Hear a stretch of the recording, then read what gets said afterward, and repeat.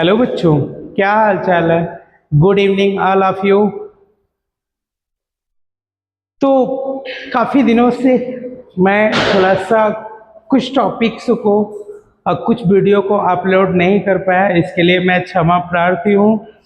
तो आज मैं फिर से जो क्लास 11th की जो फिजिक्स है उसको हम लोग जो क्लास 11th की जो फिजिक्स है उसको फिर से स्टार्ट करने वाले हैं जहाँ से छोड़े थे। उसके बाद आपके चैनल और आप मेरे यूट्यूब पे आपको अपलोड कर दिया जाएगा वीडियो। आप लोग देखिए, देखने के बाद अगर वीडियो अच्छी लगती है तो आप लोग क्या करिए, चैनल को लाइक और सब्सक्राइब करिए। तो चलिए स्टार्ट करते हैं यहाँ से। तो एक टॉपिक है जिसको हम लोग बोलते हैं यांत्रिकी। यांत्रिकी का परिचय, ठीक है, यांत्रिकी का परिचय हम लोग यहाँ पे जो पढ़ेंगे।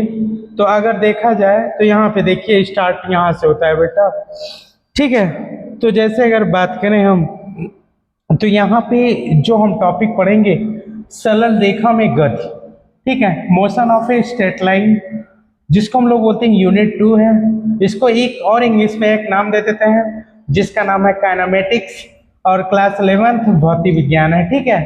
तो हम काइनेमेटिक्स के बारे में हम क्या करते हैं, सरल रेखा में गति करते हैं ना।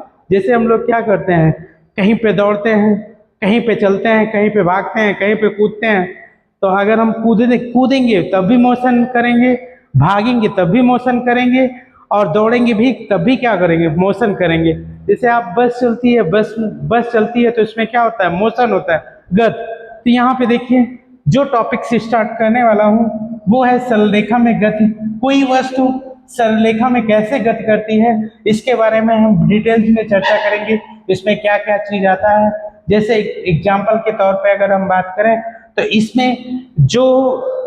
इसमें initial reference, frame of reference के बारे में डिस्कस करना है। उसके बाद इनर्शियल फ्रेम ऑफ रेफरेंस के बारे में डिस्कस करना है। उसके बाद non inertial frame of reference के बारे में डिस्कस करना है। तो जिसको हम लोग इंग्लिश में बोलते हैं फ्रेम ऑफ रेफरेंस का मतलब, इंग्लिश में हम लोग इसको फ्रेम ऑफ रेफरेंस, या अंग्रेजों के भाषा में इसको हम लोग बोलते हैं फ्रेम ऑफ रेफरेंस, और हिंदी में जो होता है इसको हम लोग बोलते हैं क्या, निर्देश तंत्र। तो अगर देखा जाए बेटा तो निर्देश तंत्र क्या होता है, और निर्देश तंत्र दो प्रकार के होते हैं। एक होता है जड़त्वीय निर्देश तंत्र, एक होता है, दूसरा होता है अजड़त्वीय निर्देश तंत्र। क्या कभी आप लोग जब काइनेमेटिक्स पढ़ रहे हैं, सरल रेखा में गति कर रहे हैं, पढ़ रहे हैं, तो सरल रेखा में गति कब होता है, गति कब होता है, इसके बारे में हम क्या करेंगे, डिस्कस करते हैं। क्यों, अगर रिफरेंस फ्रेम है और नॉन इनर्शियल फ्रेम है, नॉन इनर्शियल का मतलब होता है अजड़त्वीय निर्देश तंत्र, और इनर्शियल का मतलब होता है जड़त्वीय निर्देश तंत्र। तो जड़त्वीय का मतलब जो न्यूटन लॉ ऑफ मोशन का पालन करता है, जो न्यूटन के तीनों नियमों का पालन करता है, वो क्या कहलाता है, जड़त्वीय कहलाता है। जो Newton third law of motion का पालन नहीं करता है, या जो न्यूटन के नियम का पालन नहीं करता है, तीनों नियम का पालन नहीं करता है, वो क्या कहलाता है, अजड़त्वीय निर्देश तंत्र कहलाता है, ठीक है। तो यहाँ पे हम डिस्कस करते हैं। तो जैसे अगर हम बात करें तो यहाँ पे सरल रेखा में गति की बात करें तो पहला टॉपिक आता है, चलिए इसका इंट्रोडक्शन हो जाए। तो यहाँ पे देखिए इसका हम इंट्रोडक्शन लेके चलते हैं, शुरू करते हैं, ठीक है बेटा। तो चलिए देखिए यांत्रिकी, यांत्रिकी इसमें देखा जाए तो यांत्रिकी का परिचय है, इसमें हम बात करेंगे। तो इसको हम लोग बोलते हैं, यांत्रिकी को हम लोग बोलते हैं इंग्लिश, अंग्रेजों के भाषा में जो होता है इसी को नाम है मैकेनिक्स, ठीक है बेटा। मैकेनिक्स के बारे में हम डिस्कस करेंगे। तो भौतिक की बुनियादी शाखा और गति के मूलभूत सिद्धांतों का अध्ययन किया जाता है, ठीक है।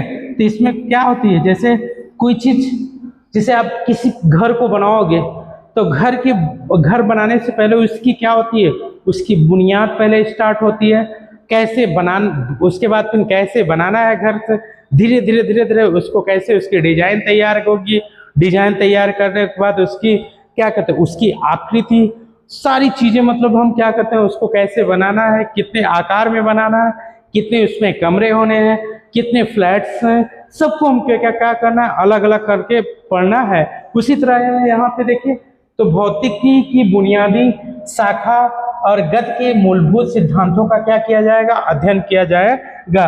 तो अगर हम बात करें यहाँ पे देखिए, जैसे यहाँ पे देखिए बेटा, तो जैसे अगर हम बात करें तो देखा जाए तो यहाँ पे देखिए, सबसे पहले चलते स्टार्ट करते हैं। तो यहाँ पे देखा जाए तो ये जो टॉपिक है इसको आप अच्छे से मत समझिए। अगर समझ में आ रहा है तो आप लोग क्या करिए, चैनल को लाइक और सब्सक्राइब और कमेंट करिए, ठीक है बेटा, क्योंकि आपको ही समझना है, आपको ही पढ़ना है। आप जितना अच्छा पढ़ोगे उतना ही क्या होगा, आगे आप बढ़ोगे। तो जैसे अगर बात करें तो जो मनुष्य व्यक्ति है, व्यक्ति के अंदर दो चीजें दिमाग में गति करती है। एक होता है निगेटिव और दूसरा होता है पॉजिटिव। जो जितना अच्छा सोचेगा वो उतना उसको मिलेगा। अगर निगेटिव अच्छा सोचेगा उसको निगेटिव मिलेगा, पॉजिटिव अच्छा सोचेगा तो उसको क्या होता है, पॉजिटिव ही मिलेगा, ठीक है बेटा। तो इसीलिए कहा गया मनुष्य के दिमाग में कितने घोड़े होते हैं, दो, एक निगेटिव दूसरा पॉजिटिव, ठीक है बेटा। तो यहाँ पे स्टार्ट करते हैं, मैकेनिक्स के बारे में डिस्कस करते हैं। इसको हम लोग अंग्रेजों की भाषा में इसको हम लोग क्या बोलते हैं, यांत्रिकी बोलते हैं, ठीक है बेटा। ठीक है बेटा, तो चलिए यांत्रिकी की परिभाषा क्या होती है, इसकी डिफिनेशन क्या होती है, तो इसके बारे में हम डिस्कस करते हैं। डिफिनेशन ऑफ ए मैकेनिक्स, ठीक है, डिफिनेशन ऑफ ए मैकेनिक्स क्या होता है, यांत्रिकी की परिभाषा क्या होती है, इसके बारे में हम डिस्कस कर लेते हैं। तो चलिए देखिए, भौतिक विज्ञान की वह शाखा जिसके अंतर्गत वस्तुओं की गति का अध्ययन किया जाता है, यांत्रिकी कहलाता है, ठीक है बेटा। तो अगर देखा जाए तो भौतिक विज्ञान की वह शाखा जिसके अंतर्गत हम किसका अध्ययन करते हैं, वस्तुओं के गति का अध्ययन करते हैं, तो वो क्या कहलाता है, यांत्रिकी कहलाता है। तो अगर देखा जाए तो पृथ्वी पर, इस अर्थ पर कोई भी वस्तु अगर है, तो अगर वस्तु है तो कुछ ऐसी भी वस्तु हैं जो क्या करती हैं, हमेशा गति करती हैं। जैसे एग्जाम्पल के तौर पे अगर हम बात करें, हम भी क्या है, हम चलते हैं तो गति करते हैं, ठीक है, ओके। तो यहाँ पे देखिए बेटा, तो इसकी कुछ जो होती है वो मुख्य उप शाखाएं होती है। तो अगर जैसे बात करें तो इसमें सबसे पहले क्या होता है, स्टैटिक्स का मतलब होता है, जिसको हम लोग अंग्रेजों की भाषा में इसको हम लोग हिंदी में इसको स्थितिकी कहते हैं, और अंग्रेजों की भाषा में इसको हम लोग क्या बोलते हैं, स्टैटिक्स। बाह्य बलों के अधीन विराम या स्थिर अवस्था की वस्तुओं का अध्ययन किया जाता है। यहाँ पे देखिए एक वर्ड आया विराम। विराम का मतलब वस्तु कोई है वो क्या है, रुकी हुई। उसके बाद फिर स्थिर अवस्था, तो यहाँ पे स्थिर का मतलब वो चीज क्या है, नियत है, ठीक है, वो भी क्या है, रुकी हुई है, तो हम इसका अध्ययन करते हैं। उसके बाद फिर आता है दूसरा जो होता है काइनेमेटिक्स होता है। काइनेमेटिक्स का मतलब होता है, इसको अंग्रेजों की भाषा में काइनेमेटिक्स कहते हैं, और हिंदी में हम लोग इसको बोलते हैं क्या, शुद्ध गति। तो गति के कारणों, बल पर विचार किए बिना केवल गति का अध्ययन। तो अगर हम क्या कर रहे हैं तो इसमें हम क्या क्या करते हैं, गति के कारण से जानते हैं। इसमें क्या है, तो कोई वस्तु है कैसे गति करती है उसका कारण जानते हैं। उसके बाद फिर इसमें एक टॉपिक है बल आ गया है। पर विचार किए बिना केवल हम किसका अध्ययन करेंगे, ना उसमें बल का अध्ययन करेंगे, सिर्फ किसका अध्ययन करेंगे, गति का ही अध्ययन करेंगे, ठीक है बेटा। उसी तरह गतिक विज्ञान आता है, जिसको हम लोग अंग्रेजों की भाषा में इसको हम लोग क्या बोलते हैं, डायनामिक्स। क्या बोलते हैं, डायनामिक्स। डायनामिक्स का मतलब होता है गति का उत्पन्न करने वाले बलों का ध्यान में रखकर गति का अध्ययन किया जाता है, ठीक है। तो इसमें क्या कहता है, बल को उत्पन्न करके जिसमें गति का अध्ययन किया जाता है वो क्या कहलाता है, डायनामिक्स कहलाता है, ठीक है बेटा। तो ये थी टॉपिक्स किसकी, सिर्फ यांत्रिकी की डिफिनेशन थे। तो इसमें यांत्रिकी की जो मैकेनिक्स थी, मैकेनिक्स की जो डिफिनेशन थी, तो देखा जाए तो मैकेनिक्स में इतनी ही इसकी उप शाखाएं होती है। कितनी उप शाखाएं होती हैं, 3। एक होता है स्टैटिक्स, दूसरा होता है शुद्ध गति की काइनेमेटिक्स, और तीसरा जो होता है उसको हम लोग बोलते हैं डायनेमिक्स, ठीक है बेटा। तो चलिए नेक्स्ट आगे चलते हैं। यहाँ पे देख लीजिए, तो देखा जाए तो यहाँ पे थोड़ा सा देख लीजिए। तब जैसे अगर हम बात करें, यहाँ पे थोड़ा देखिए बेटा, यहाँ पे, ठीक है। तो यहाँ पे थोड़ा देख लीजिए ऐसे ही, अध्याय की रूपरेखा क्या है, इसमें क्या क्या चीज हमको पढ़ना है। तो एक टॉपिक है निर्देश तंत्र, जिसको हम लोग बोलते हैं फ्रेम ऑफ रेफरेंस, और गति की सापेक्षता, जिसको हम लोग बोलते हैं रिलेटिविटी ऑफ मोशन, इसके बारे में पढ़ना है। उसके बाद दूरी पढ़ना है, डिस्टेंस, विस्थापन पढ़ना है, चाल पढ़ना है और वेग पढ़ना है, ठीक है बेटा। तो आप लोग क्या करिए, कोई भी चीज हो, जो भी चीजें हैं आप लोग अच्छे से पढ़िए। अच्छे से पढ़ने के बाद उसको देखिए। अगर वीडियो अच्छा आप लोग को लगता है तो उसमें क्या करिए, लाइक और सब्सक्राइब कमेंट करिए, क्योंकि आपकी जो भी टॉपिक से होगी वो एक अकॉर्डिंग टू चैप्टर वाइज होगी। आप लोग उसको देखिए खूब पढ़िए। पढ़ने के बाद जब तक आप पढ़ेंगे नहीं तब तक कोई चीज आपको क्या होगा, नॉलेज नहीं होगा, ठीक है बेटा।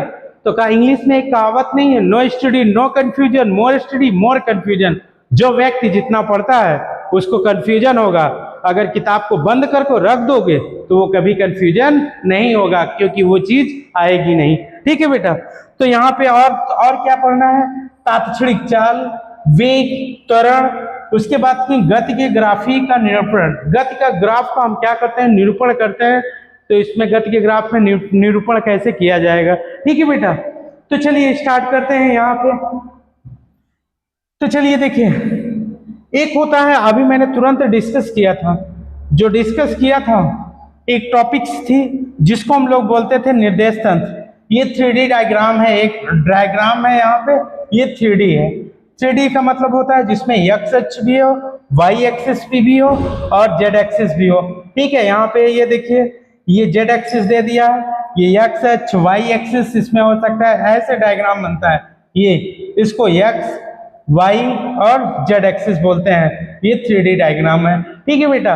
तो ये दिया गया है, आप लोग इसको देख लीजिएगा। तो चलिए स्टार्ट करते हैं यहाँ पे।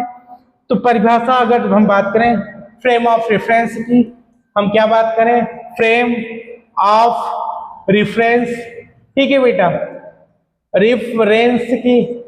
तो जो फ्रेम ऑफ रेफरेंस क्या होता है इसके बारे में डिस्कस करेंगे, ठीक है।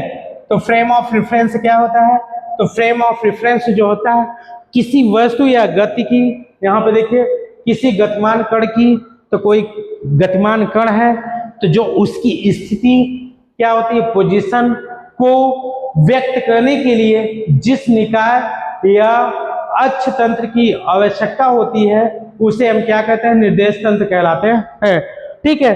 तो निर्देश तंत्र का मतलब होता है कि जिसमें स्थिति, ठीक है, स्थिति या निकाय, ठीक है, किसी गतिमान कण की स्थिति, निकाय या अक्ष की आवश्यकता होती है, वो क्या कहलाता है, निर्देश तंत्र कहलाता है।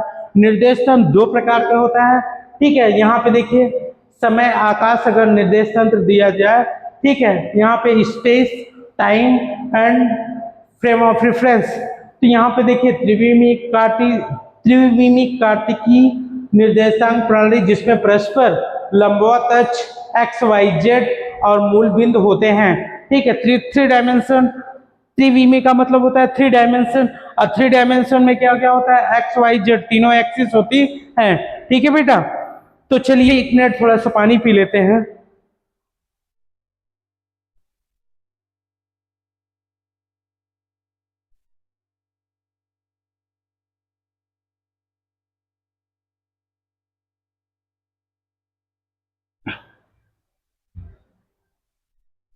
तो चलिए स्टार्ट करते हैं। यहाँ पे देखिए बेटा, ठीक है।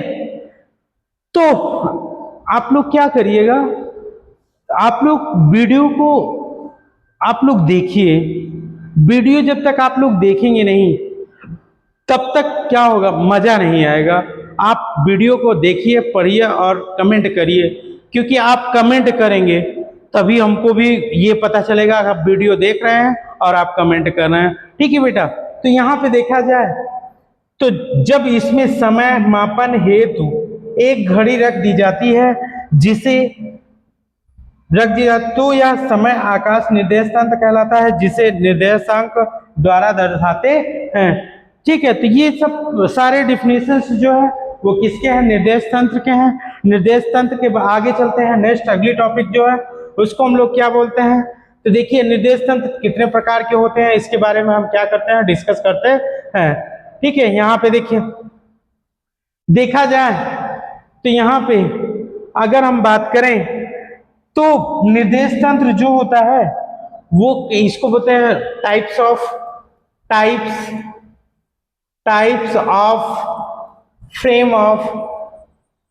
Frame reference, FRENCE फ्रेंस।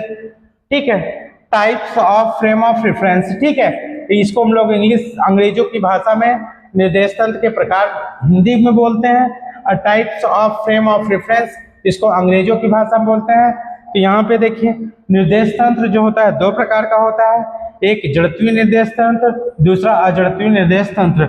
इसको हम लोग बोलते हैं अंग्रेजों की भाषा में इनर्शियल फ्रेम। ठीक है, इसको इनर्शियल फ्रेम ऑफ रेफरेंस, और इसको बोलते हैं जो अंग्रेजों की भाषा में होता है वो क्या होता है, अजड़त्वीय निर्देश तंत्र। हिंदी में बोलते हैं इसको नॉन इनर्शियल फ्रेम बोलते हैं, और non inertial frame of reference बोलते हैं। ठीक है, तो अगर हम बात करें तो यहाँ पे देखिए वह निर्देश तंत्र जिसमें न्यूटन की गति विषयक प्रथम नियम का पूर्णतः पालन होता है या त्वरित नहीं होता है। ठीक है, जिसमें न्यूटन की गति की विषयक प्रथम नियम, ठीक है, प्रथम नियम का पालन होता है या न्यूटन की गति की विषयक नियम का पालन होता है, वो क्या कहलाता है, फ्रेम ऑफ रेफरेंस कहलाता है।